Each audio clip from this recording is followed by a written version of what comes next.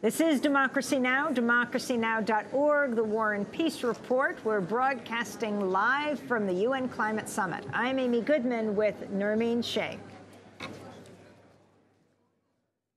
Well, representatives from nearly 200 nations have gathered here in Bonn, Germany. But they're not the only ones flocking to the city for this year's UN Climate Summit. A number of fossil fuel companies and corporate sponsors have also descended on Bonn, where they're pushing their own agenda behind the scenes. On Tuesday, activists disrupted a presentation at an annual corporate conference held alongside the climate summit here in Bonn. The activists were protesting the European Investment Bank for funding the construction of the Trans-Adriatic Gas Pipeline, known as TAP. The EIB is funding climate chaos. The EIB is funding fossil fuels. Amy or me? The Trans-Adriatic Gas Pipeline is slated to run from the Greek-Turkish border through Greece and Albania under the Adriatic Sea into Italy. A new report by Corporate Europe Observatory reveals how the gas industry spent more than 100 million euros and deployed over 1,000 lobbyists to push gas as an energy solution to lawmakers in Brussels and across the European Union in 2016. For more, we're joined by two guests here in the heart of the UN Climate Summit. Pascoe is a researcher and campaigner for Corporate Europe Observatory, and Jesse Bragg is Media Director for Corporate Accountability. We welcome you both to Democracy Now! Pascoe, let's begin with you. What should people in the United States and around the world understand about what you feel are the most critical issues now to deal with at this climate summit? I think what we're seeing here is a lot of focus happening on coal. And I think it's really important. Coal is damaging to the climate. That's completely agreed, despite what the US might be saying. I'm sure Jesse could comment on that later. But unfortunately, whilst there's a lot of talk about coal phase-outs, everyone's moving into gas. And gas has been seen as a clean solution. But in fact, if you look at the entire production cycle, when you drill for gas, when you transport it, it releases huge amounts of methane. And methane is more than 100 times worse for the climate than CO2. So in fact, coal and gas are pretty equal when it comes to climate impacts. But yet, all of these coal companies, oil companies, gas companies are trying to move us into yet another fossil fuel, getting a huge amount of political support. That's seeing new pipelines, new LNG terminals, really locking us into another 40 to 50 years. So we need to be really aware that when we talk about moving out of coal, we need to phase out of all fossil fuels. And that's seen by the sponsors. You know, we have BNP Paribas, who's sponsoring the talks.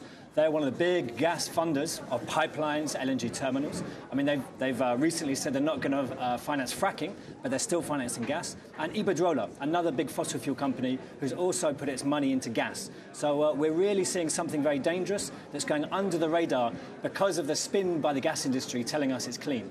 Well, Pascoe, could you tell us about the EU's lead negotiator here in the talks, Miguel Arias Kenyetta? He himself was involved in some gas companies before he took on this position? So whilst he was a member of the Spanish Parliament, he was actually the president of not one but two oil companies in the Canary Islands. And then he was made a Minister for Environment. Since then, whilst Minister for Environment, he approved fracking in Spain. He approved oil drilling in a UNESCO heritage site off the Canary Islands. He also saw the first shipment of tar sands arrive from Canada to Spain.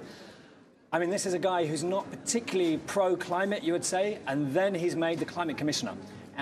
So we have a huge conflict of interest. Who appoints the climate commissioner here for the EU? So so he's the head of the EU delegation, and that's appointed by the president of the European Commission. So it's actually proposed by Spain.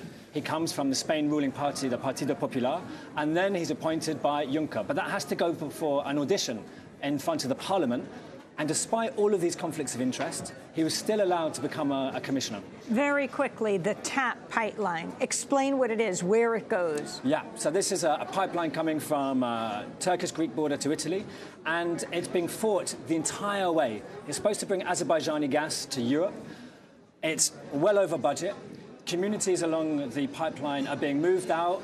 The military has even moved into southern Italy to lock down the local villages and stop them trying to protest. They're not being allowed in or out, all so that this construction can happen with the big gas companies. And this is all about locking Europe into yet more gas.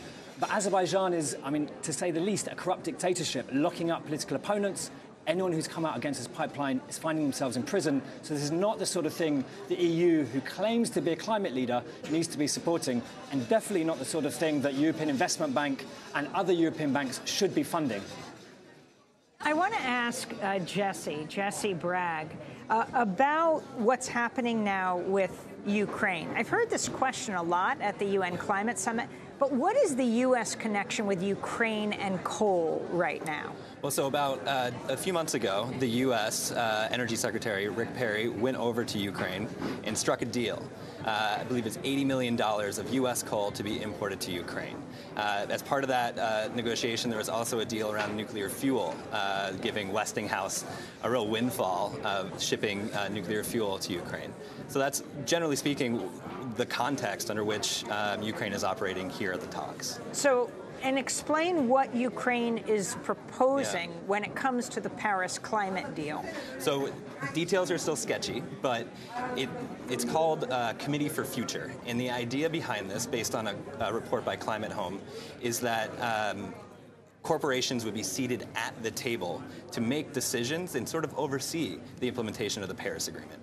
And we're talking not just general corporations, energy corporations and fossil fuel corporations. So it really flips on its head the construct that is the UN, where governments make rules and enforce them on corporations, and allows corporations to oversee governments in the implementation of the Paris Agreement. Did they propose this after the former Texas governor, now Energy Secretary Perry, went to Ukraine? That's right. Because the U.S. is pulling out of the climate deal, right. So we need someone else to do this. Exactly. They don't have much political capital, rightfully so, in this space. And so one has to wonder if this was part of that deal that was struck. You will import coal to you, and in return, you can float this proposal that will give our corporations a concerted seat at the table.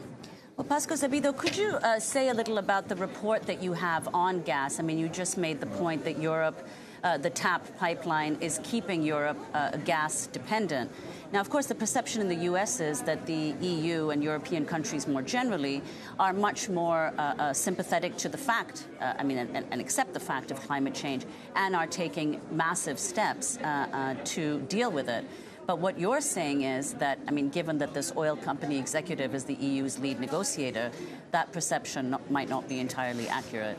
Unfortunately not. No, what we're seeing in Brussels is TAP is just one of many such pipelines and other fossil fuel infrastructures being built. But the EU is still managing to have this image of being pro-climate because gas is being spun as a clean fossil fuel, which is completely not true. So what we're seeing is, in Brussels, the gas industry is involved in policymaking at every single level. From the very, very beginning, all the way through Parliament, through to the end, to when actual policy, the fine details are worked out. But this is not just the gas industry power, which is considerable. This is also the open arms of the European Commission and governments. They're being welcomed in. In the EU, we're basing our entire climate policy on projections for future gas use. Who's giving us these projections? The gas industry.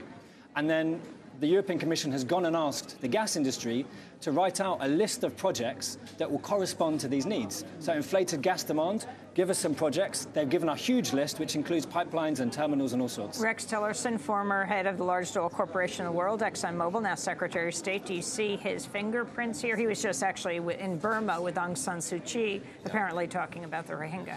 Yeah, the U.S. fossil fuel industry's fingerprints are all over this agreement, and certainly all over what the U.S. is doing here. We've seen them block really important negotiations on things like pre-2020 action or loss and damage finance, the things that will help developing countries. Loss and damage means? This is all lingo. To support rebuilding after catastrophic climate events.